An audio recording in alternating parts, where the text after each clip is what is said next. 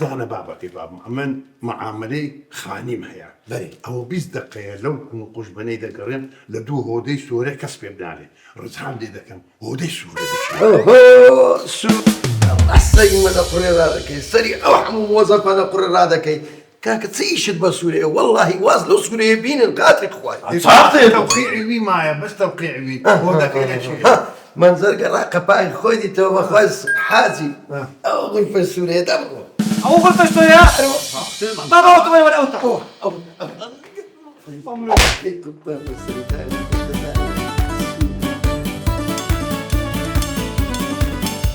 سورة مرحبا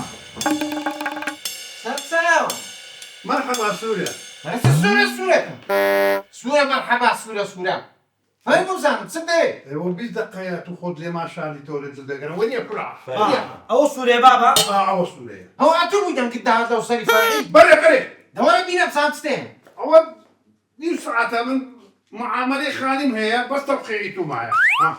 وده بس سورة توقعك توا سورة رو سورة لا تشكر عتي وسبة يعني سبي ما دام بلا سبي الحمد لله لا قوة إلا بالله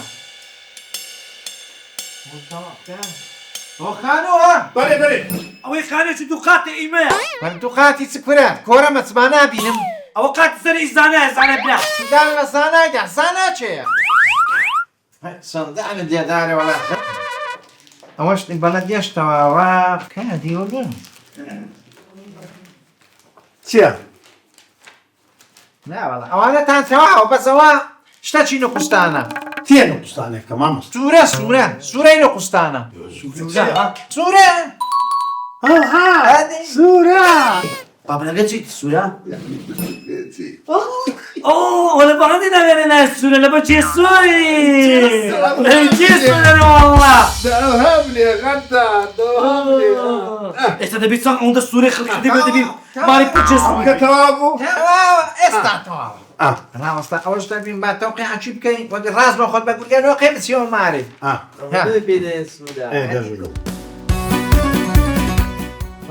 ئەوە چی؟ ها سير ئەوە نیناوکەتان و مەسلوقەوە ئەوە نوێژی لێ نایە وانت الجيمان شو بقدر وڵا دەنا نوێژی لێ نایە دەبی لێ بچوێنی براستا هادی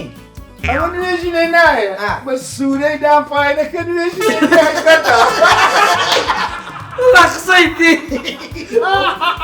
والله بابا قشتي برا